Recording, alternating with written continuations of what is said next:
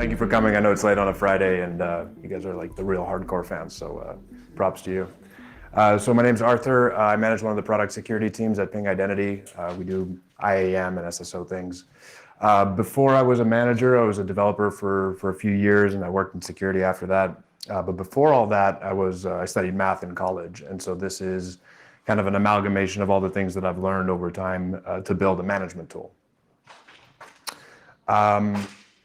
Back in 2019, I was at RMISC, which is a conference out in Denver, and the keynote speaker was Mikko Hepponen, who is the head of research for a company called F-Secure. He had a big slide during his keynote of a bunch of tires burning perpetually, and he said, in security, when we do our jobs right, nothing happens.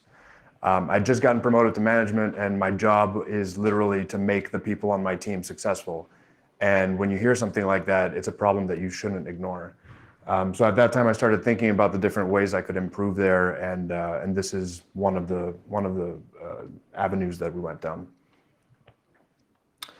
A word about product security, real quick. We have two main functions, in my opinion. We have two main missions. The first one is to enable the business to sell things, and the other one is for us to reduce how much money the business loses due to security issues against our products. The first mission sort of takes the form of compliance frameworks. So compliance is essentially, as far as I can tell, a protocol for trust between two parties that don't know each other. That can be implemented by a third party that's impartial to the deal. And then on the other side, we reduce how much money the company loses. Sometimes it's called shift left. In my opinion, it's a rudimentary approach, but that's one way to look at it.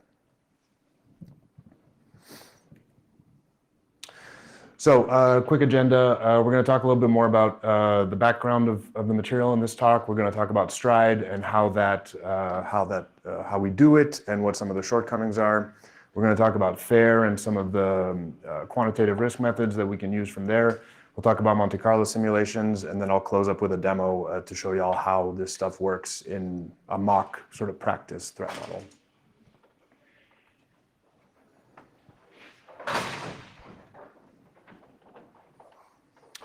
So these are three main resources that I base this material on.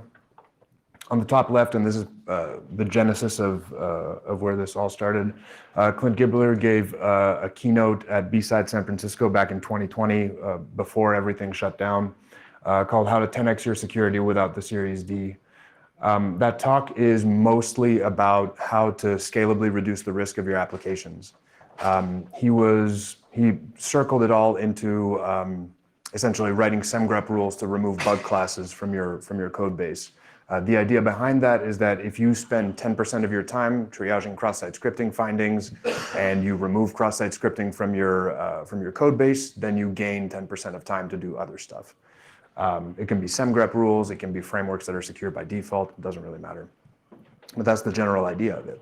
And so if we go back to what Mikko said earlier, oh great, I actually have like a path to make things, to put my team on a trail that goes upwards rather than all over the place.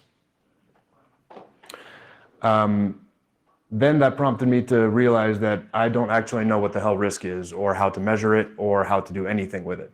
So I grabbed that book on the right. I actually picked up the audiobook, which is like $9, probably the best $9 I ever spent for my career. But it's called How to Measure Anything in Cybersecurity Risk. It's written by Doug Hubbard and Richard Searson.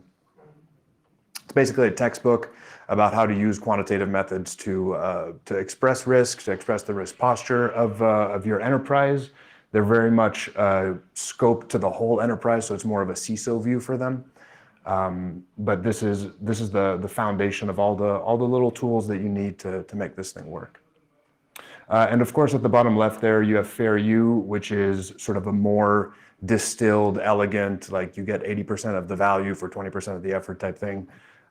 Which is really, really excellent. I highly recommend it for anybody who wants to give this thing a shot.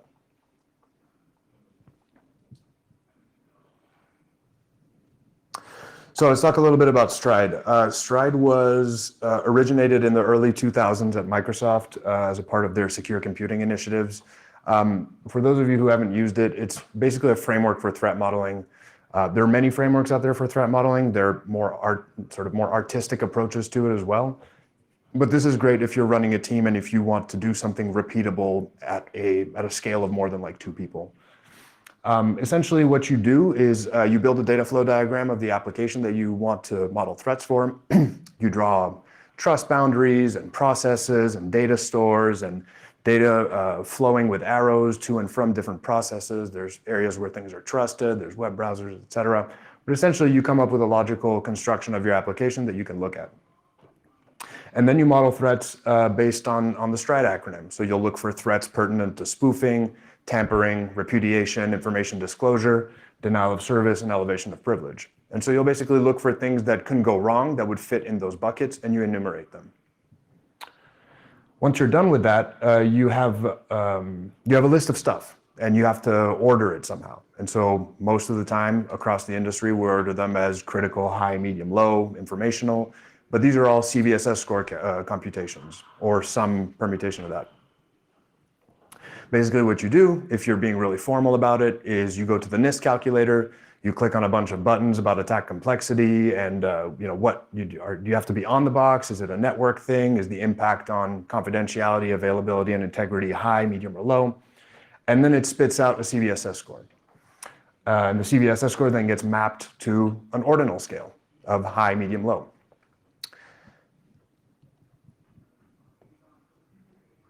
So that's supposed to be giving us some priority, right? But it's very difficult to do algebra on ordinal scales. So it's very difficult to compare 2 highs together. So that is remote code execution due to XXE something you should spend your time fixing, or should you be fixing JSON deserialization issues? Which one actually matters more? And it's not possible to answer with that type of scale. It's really good at saying that a high is higher than a medium and that a medium is higher than a low. But how do you combine 50 lows together, right? Should we be spending our time fixing 10 highs or 10 mediums or 5,000 lows? It's not possible. A lot of the compliance frameworks that we deal with and a lot of what I've seen in the industry has been very much, okay, we're going to look at all your risk register with the list of all the things that can go wrong, and we're just going to address the highs. And if we get to the other ones, awesome, but we just really care about the highs. It's hard to blame people to take that approach because that's pretty much what you're given.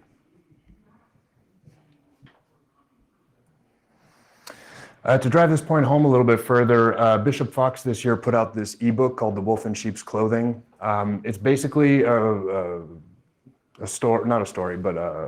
compilation of bad things that their consultants did with a chain of lows. So as it turns out, if you have a bunch of lows, you can do bad stuff, which means that there is in fact something that we combine, sometimes called the cyber kill chain. But there is a way to combine these things at the application layer that actually causes an impact. So ignoring 5,000 lows is probably not a good idea.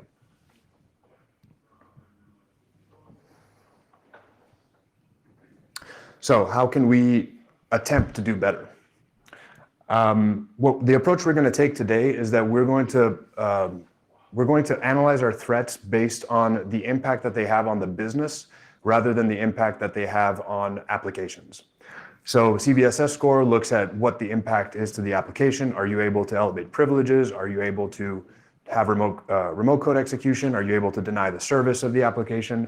The way we're going to consider this is with the dollars associated, the dollars lost associated with each one of the threats. So there's a tiered approach to this. We have to look inward at our program and inward at our company and how it operates for us to be able to model our threats in this way. So I have an AppSec team. There are things that are reported to us, right? It can come from external pen testers. It can come from customers. It can come from tools. It can come from bug bounty programs. It can come from wherever. And our team takes it in. We apply our expertise of the products that we oversee, as well as our expertise of the bug classes that are being reported. And then we say, oh, okay, this one's not a problem, and this one is a problem. And then we triage it that way, and we pass it to a remediation team. The remediation team is going to go spend some time and therefore some money on fixing the issue, and then there's going to be some QA cycles, and then there's going to be some cycles to make a release happen, and then there might be some documentation cycles. You may have to alert your customers saying, hey, we had a problem with this thing, but it was fixed. Here's a KB that tells you how we fixed it. There's a whole array of things that can happen anytime a finding is reported. But sometimes a finding is reported and the security team takes it in and goes, yeah, we don't care. We know about the compensating control, we don't care. And so depending on the maturity of your program and the different vulnerabilities that are reported, you may or may not spend the full amount of money. You may spend only a subset of it. And so this is how we're going to approach our prioritization.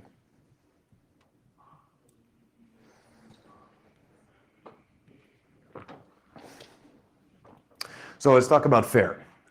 FAIR is a very, very elegant way to model risk, and all this stuff is, you can Google for this, it's like the FAIR breakdown. But it stands for Factor Analysis and Information Risk. So it's a way of decomposing a risk into smaller pieces. So if you don't have enough information to be able to assess the risk of something, you are given smaller bits that you can get information on and recompose those into the risk. There's a dotted line there, which is not part of the FAIR framework, but I put it there. If you're able to decompose risk into a loss event frequency and a loss magnitude in a way that's trustworthy, then you don't have to go any further down. But if you can't, because you either don't have the data, or because you don't have the SMEs, or because you don't have the relationships with the business owners to figure out how much things cost, then you can go and break things down further if you need to.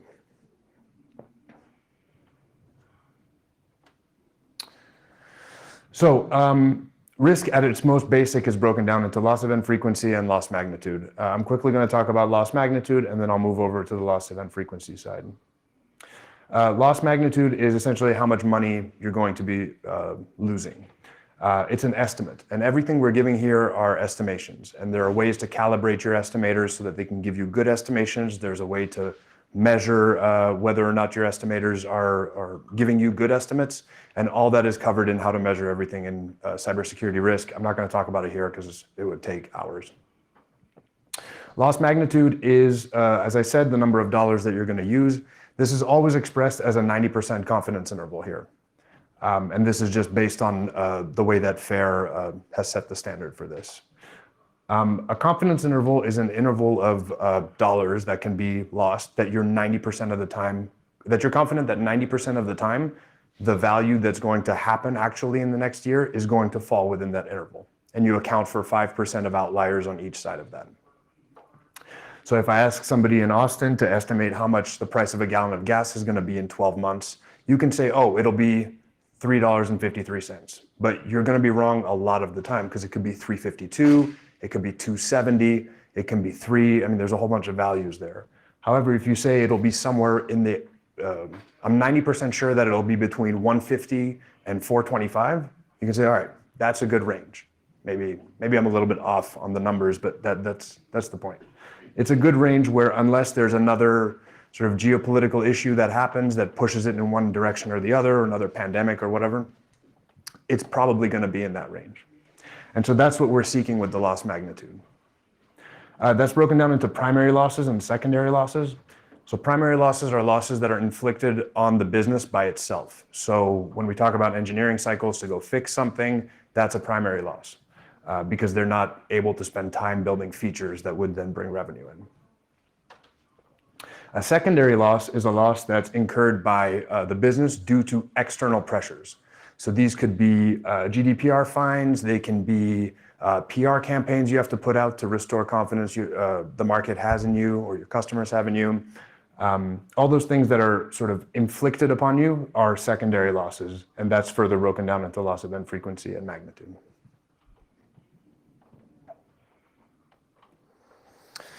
On the other side, we have loss event frequency. Now, this is the probability that an event that will cause a loss over the next 12 months will occur.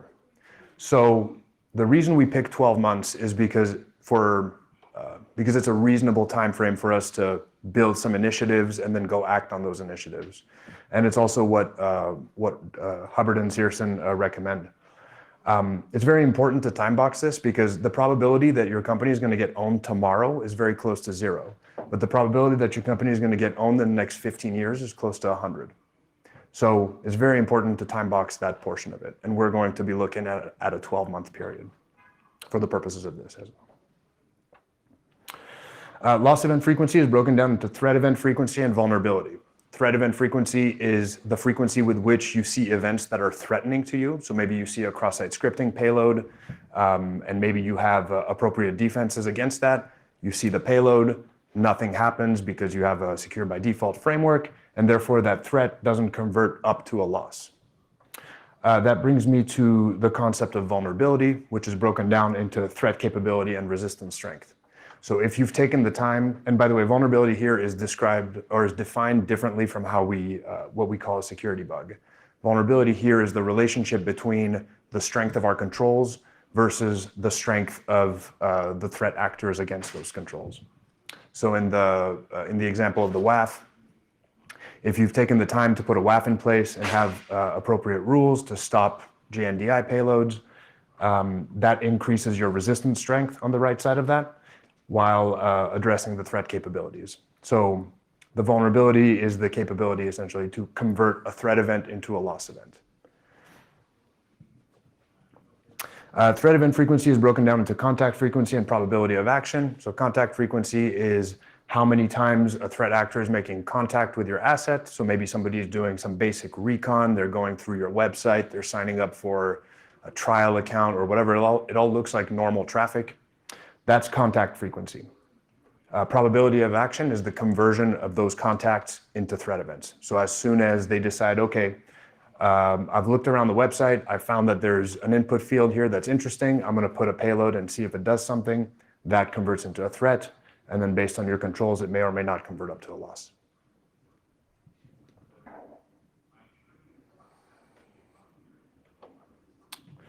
So the estimations that we have in that decomposition get fed into a Monte Carlo simulation. Monte Carlo simulations were invented during the Manhattan Project by John von Neumann and Stanislaw Ulam. Obviously in the Manhattan Project, they were doing very cutting edge stuff that had no historical data to base to educate their decision making. So they had to come up with a way to use whatever it is that they knew to educate decisions that they might have to make so that, hydrogen bombs would not explode at the wrong time or whatever. They had to give this method a name, and because everything had to have a code name in the Manhattan Project, they called it the Monte Carlo simulation after the casino.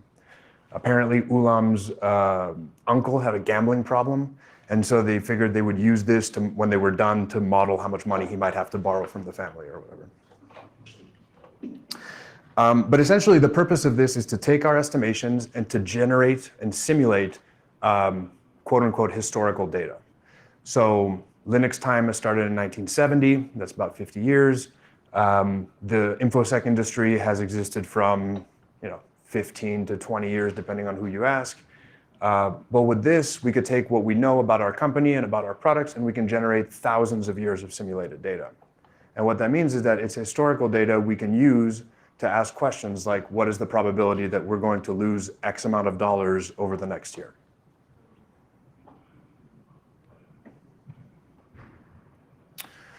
So the way these simulations work, and please pardon the axes, they don't mean anything. But the way these simulations work is that you have a probability of an event occurring.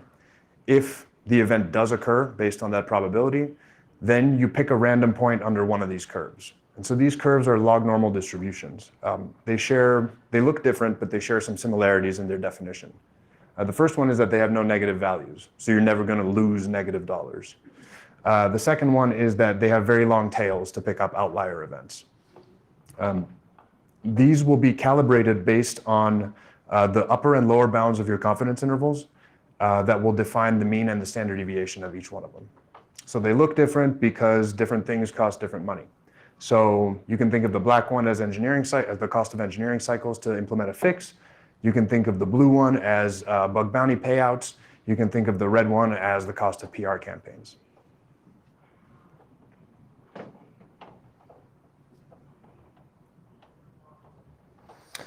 So what's the TLDR for the fair stride method? We're going to model threats with stride.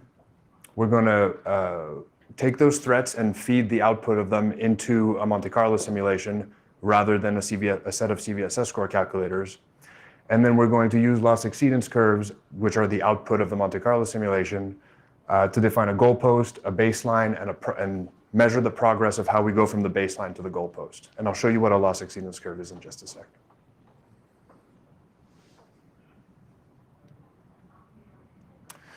So we're going to do a demo. I'm going to show you a big spreadsheet. It's going to look really ugly, but I'll walk you through it. Real quick, none of the data in here, the threats or the loss types or any of that stuff are specific to ping. It's kind of a generalized thing. This is heavily based on Hubbard's one-for-one substitution model, and that's available for free at howtomeasureanything.com/cybersecurity. There's also a bunch of stuff there on how to calibrate your estimators and stuff like that. It's really phenomenal that they make that like literally free. I also want to give a shout out to Jack Jones, who was nice enough to spend some time with me and give me some feedback on the model. So a big thank you to Jack if you're watching. Before we hop into the demo, are there any questions about this? If you are like just starting out or for whatever reason you don't have data on threat event frequency, is there any type of like publicly available anything that would allow you to kind of average out for a good place to start? There may be, but there may not be. Sometimes you have to estimate things. You know, sometimes you don't have data, and you have people that have a lot of experience, and they might say, you know, this is about what it's going to look like. And that's kind of the point of this whole thing. It's like if you don't have enough, you can do with what you have.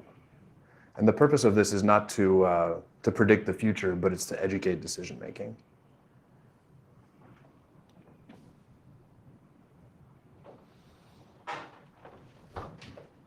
Nice. Is that too tiny? Yeah, that's a little too small, man.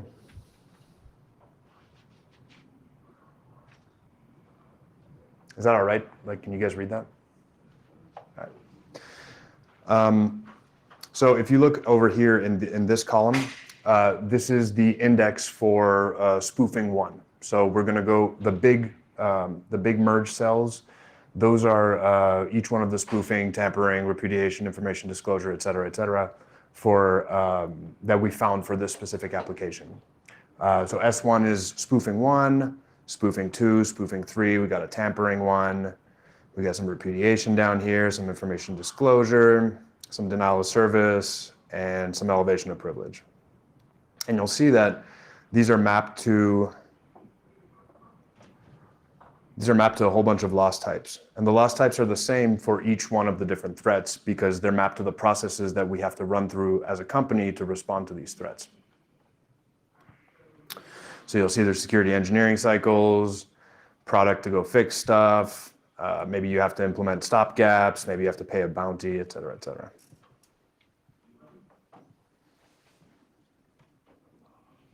And you'll see here, lower and upper bound for the cost of each one of these processes and the probability that this will occur over the next year. You'll see here that this is saying 20%.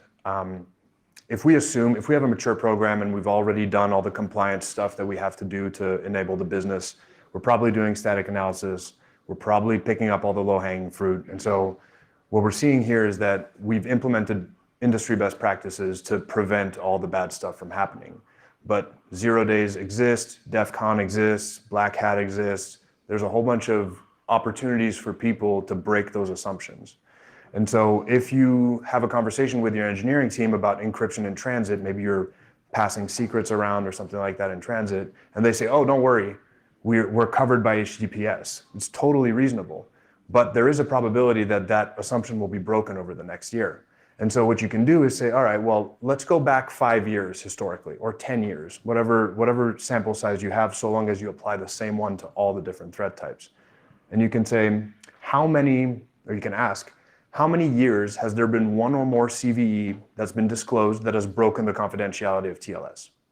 And then you can say, all right, maybe there were 2 years in the last 10 where that happened. And then you can say, it's reasonable to estimate that there's a 20% chance that that'll happen over the next year.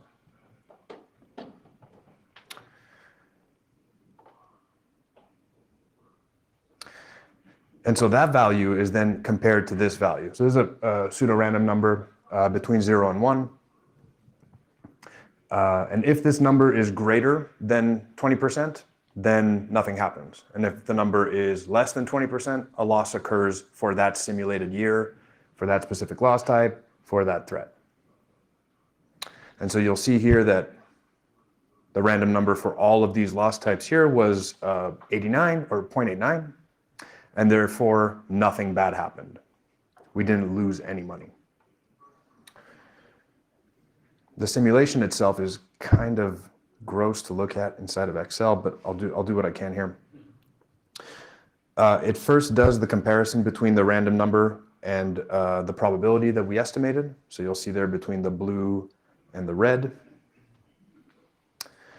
And then if the number is smaller, then, so if the randomly generated number is smaller than the probability that we estimated, we're going to feed that into a lognormal.im function, which is the function that picks a random point under the log normal curve that I talked about earlier. That's the function that actually returns the dollar value for you. And you feed it a random number. You feed it the mean based on the upper and lower bounds. And then you derive the standard deviation from, again, the upper bound and lower bound. The 3.29 that we're dividing by has to do with the confidence interval that we're using. And depending on the confidence interval, if you want a 95 or 80%, there's different values, but I don't know the details of that. And obviously nothing happens, right? If you have a random number that's greater than 0.2. But if you look down here, the random number was 0.12. There was a 100% chance of the issue occurring. And that specific year, we lost $22,000 because of security engineering cycles due to a spoofing issue. And you'll see also that $22,000 is greater than this $12,000.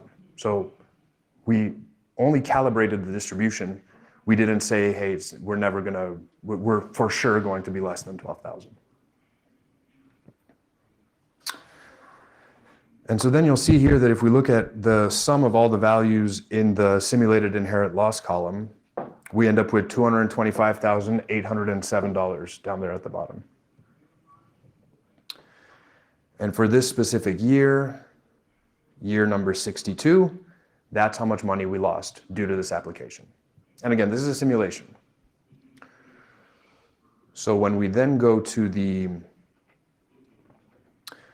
simulated inherent loss table, we can say, all right, cool. Year 62, we lost $225,807. On year 61, we lost a little bit more. On year 63, we lost 800 grand. On year 56, we lost $190,000.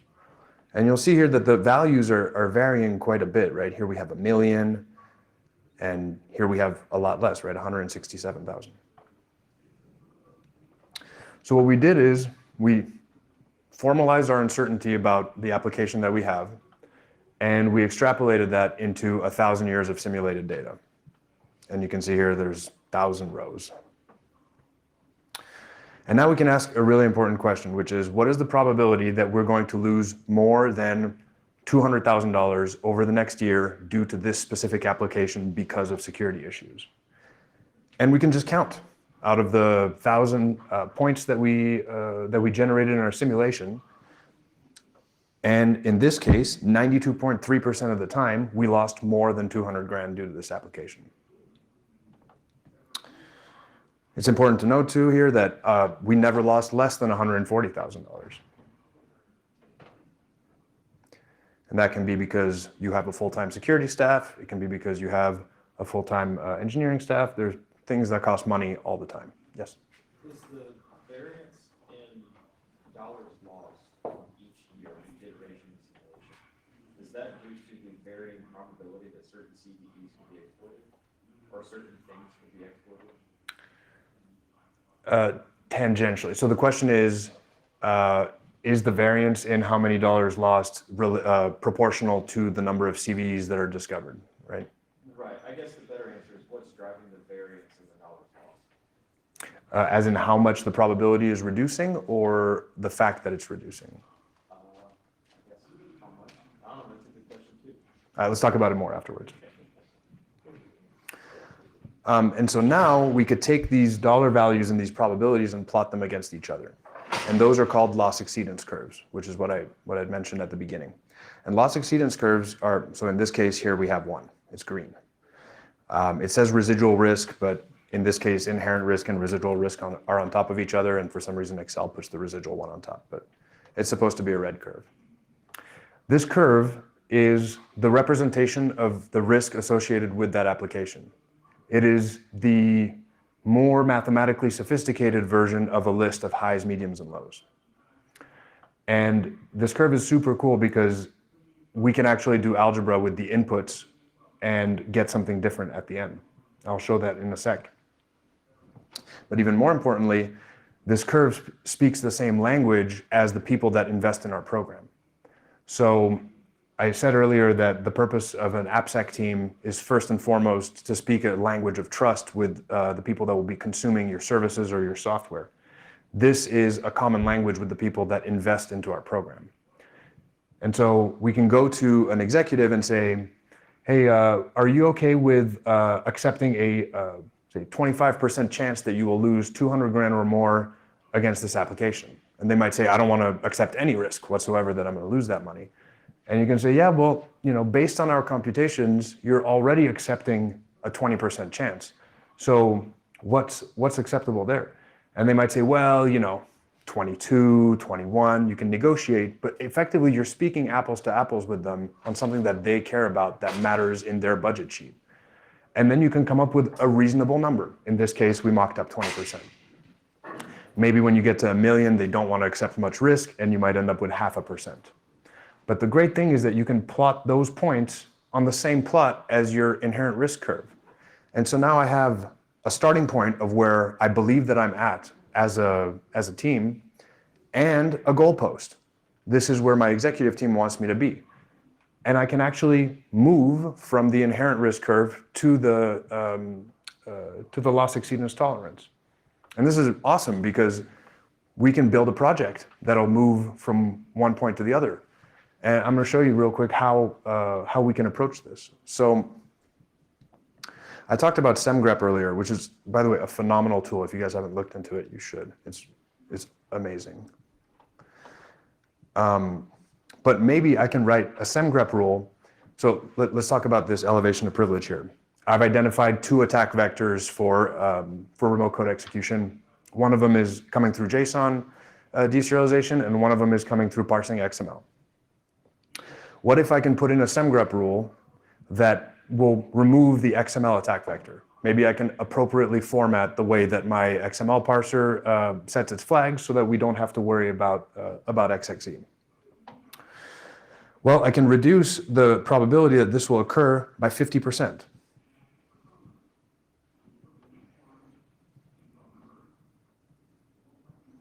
And so all of the losses associated with this will be reduced by 50%. And then I can rerun my simulation.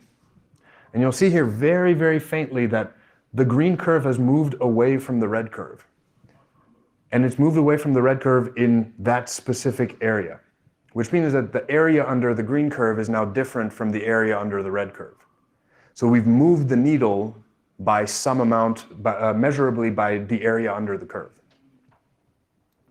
But then I can say, hey, what is the value of spending time doing this versus spending time helping my support team respond to escalations? Maybe I can put out an FAQ that'll help them respond faster and reduce the time for a support case to be closed.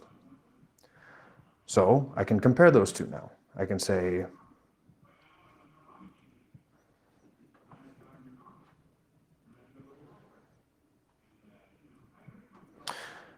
I can look at my loss types and say, all right, I have 2 customer success loss types for responding to escalations, as well as 1 support one. And maybe I hope to reduce that conservatively by, say, 10%. So I can apply a 10% reduction to that. as well as to this one and this one. Yes? Just while you're working on that. So when you're doing these scenarios, you should probably change the color on the spreadsheet of everything you tried, so you can revert it back or take controls out and re-type it. Otherwise, it gets to be pretty difficult. Right now. And you can reduce those things to, if you have something that computes the area under the curve, you can just look at what the delta is from the baseline. Total, as you change them, it's much easier to track it. Definitely. I'm going for easy. You should autocolor with a macro, the spreadsheet macro. I'm actually not a spreadsheet guy. I just use this. I'll check it out for sure. Yeah. That was what I was doing.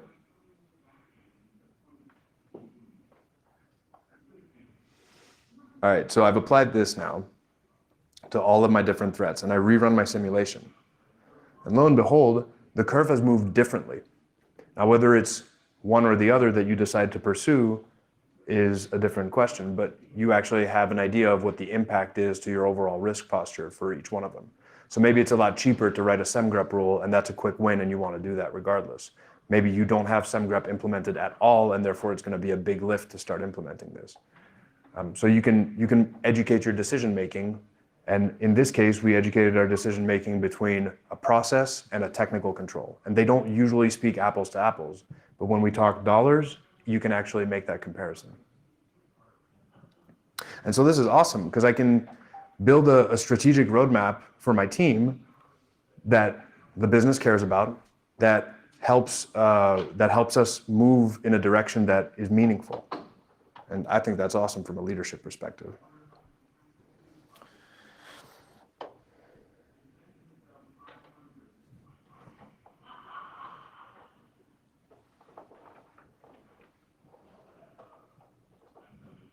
All right. So what's the TLDR? TLDR is we model threats with Stride. We feed the output from Stride into a fair simulation rather than a set of CVSS score calculators. And then we use loss exceedance curves to represent our risk as a baseline, a goalpost, and how to measure our progress from one to the next.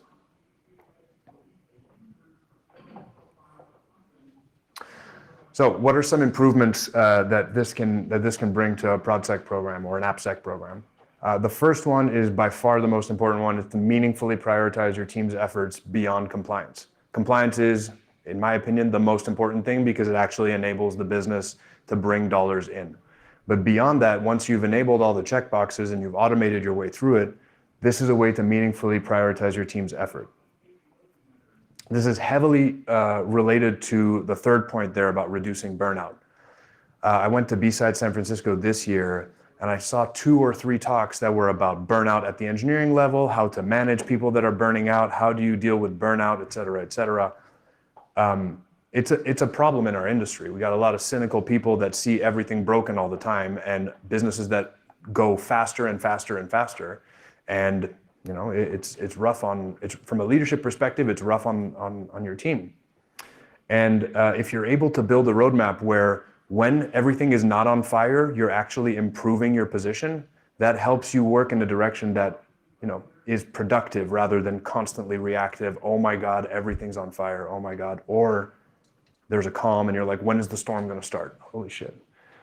The second point about justifying investment is more around understanding, and this is just my opinion, but understanding whether or not it's worth spending time on certain things or on certain tools. So if a vendor comes to you with a novel solution to a problem, you can actually figure out what the value of that problem is to your applications and to your practice. And so if the vendor is asking you for a whole bunch of money, you may be able to say, well, you know, it's not worth it. Or you may be able to say, oh, that's a really good deal.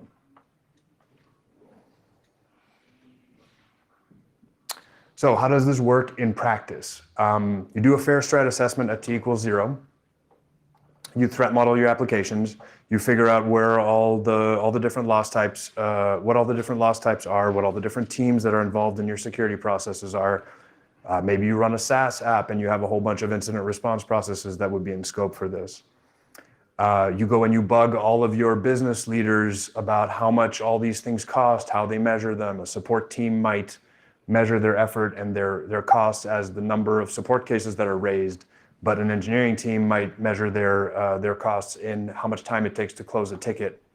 And so you take all that information from all the different sources, and you bug people and you bug people, and eventually they give you what you ask for. And then you go talk to your AppSec team and you figure out what the probability of something going wrong is, which is the loss event frequency piece. And you put those things together and you build the risk posture for your applications. Based on that risk posture, you look at different things that would improve your program, and you compare them with the loss exceedance curves to determine some strategic initiatives that make sense to pursue over the course of a year or 6 months or whatever it may be. You then execute on those plans, and you measure the effectiveness of those plans or of those new process improvements or controls in the ways that are relevant to those different processes. So as I mentioned, you may be able to reduce the amount of time it takes to close a support case, or you may be able to reduce the number of support cases that get escalated depending on your implementation, or you may be able to increase or reduce the amount of time that it takes to fix a bug. And those things are measured differently, but ultimately they will either impact loss event frequency or loss magnitude. And then 12 months after you've done this, and this is not for every feature, right? This is a once a year thing. 12 months after you've done this, you repeat the process. So over the course of 12 months, your application is going to change tremendously. Your processes will have definitely changed. You will have implemented controls that will change loss magnitude or loss event frequency. There will be new things in the security space that will have come out, new bug classes, new threats, new issues. So everything in 12 months from now will be completely different, right? If you made one of these before Log4Shell, it will look very different from after Log4Shell. You would have new threat items, new things that could be broken. And so you just repeat the process to come up with new proactive things you can do to improve your risk posture. And you just keep repeating every 12 months. And that's it. Hit me up on LinkedIn if you want to know more. I have a blog post. I'm happy to share that spreadsheet with you guys. I know it's not great form to share a QR code at a security conference, but it's easy. If you're spooked out by it, I'm happy to do it. If you're spooked out by it, I'm happy to do it in person. But yeah, I'm happy to take any questions if you guys have some. Thank you. Yeah, what's up? Question. So how practical is it to do this depending on the size and scale of an organization or a team or application portfolio? Like at what point does something like this become a little bit too cumbersome and just not beneficial, I guess? Yeah, so the question is about this being a heavy-handed process and it can become cumbersome, and how do you relate that to the size of your organization? It's really up to you. In my experience, I reached a point where we were doing everything really well and we were checking all the boxes, and this was something that, from all the materials that I had consumed, that made sense to me. I said, oh, I can use this in this way. And so if it makes sense, do it. If it doesn't make sense, don't. Ultimately, it's to educate decision making. So if you have a good roadmap already to educate your decisions, then use that. Thanks. Do you also do non-fair threat models as well to complement this? Because you said you recommend doing this every 12 months, but I think really like threat models have to be done more frequently, or otherwise you'll have to script. So Yep. how do you kind of? Yeah, so the question is, do you use traditional threat modeling in addition to this? Absolutely. This is more of a strategic thing that you would use every 12 months, but if you actually want to go and look at features, you should absolutely do that independently. It's an augmentation rather than a replacement. I have another question. Yeah, what's up?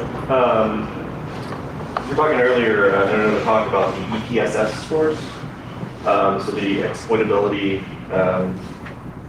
exploit prediction system, basically. Have you looked into that as a part of this process or something that can kind of complement it? Because it can be hard when you can estimate the likelihoods, but it seems like this is kind of a replacement for CVSS where you actually get a probability. So it seems like it naturally kind of fit into this. Yeah, the question is about EPSS scores and having that scoring system to help estimate whether or not something is going to be exploited. I don't know about EPSS scores, but I will tell you that there are ways to augment this statistically. So if you're familiar with beta distributions, that's a great way to simulate the probability of something happening. So I didn't use it in this one because I already have to explain all these different things and I only have an hour. But if you say, for example, in the last 10 years, there were 2 years where one or more CVEs occurred, instead of feeding that into a ratio and saying, oh, it's 2/10, you can say, I'm going to use a beta distribution where the hits are 2 and the misses are 9. And that will, every time you run a simulation, so you saw how we had a different dollar value every time we ran a simulation. Every time you run a simulation with that kind of setup, you'll get a different probability that is modeled after your uncertainty.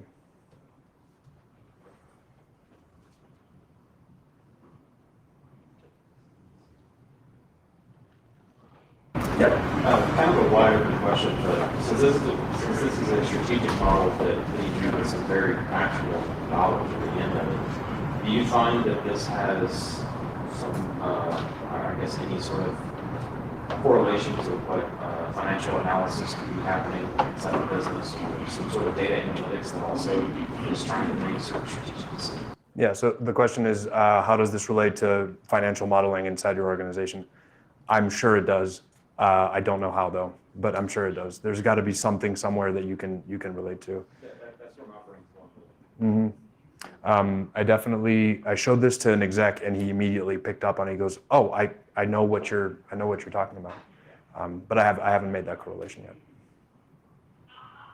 What's up? Do you have any way of like aggregate, so all of the, so you do this on each system or every system that's a scope for this type of activity. Do you have any way that you aggregate the bulk of all of the results up to kind of a higher level of dollars, like risk mitigation or cost savings, things like that you can report at like a program level, and is that all just done like through spreadsheets kind of thing? So the question is, if you have more than just one system, how do you represent that at a more macro strategic level? There's a few ways you can do this. You can either have all the loss exceedance curves on the same graph with the same scale to compare them to one another, or you can look at them combined together. And because we're using dollars, you could just add all the dollar values together, and you'll end up with a massive loss exceedance curve that'll be on a much bigger scale. So depending on what you're trying to do, you can use algebra to get there.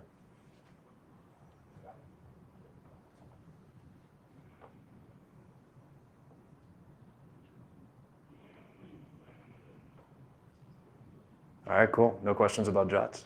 All right. Sweet. Thanks, guys. I really appreciate it.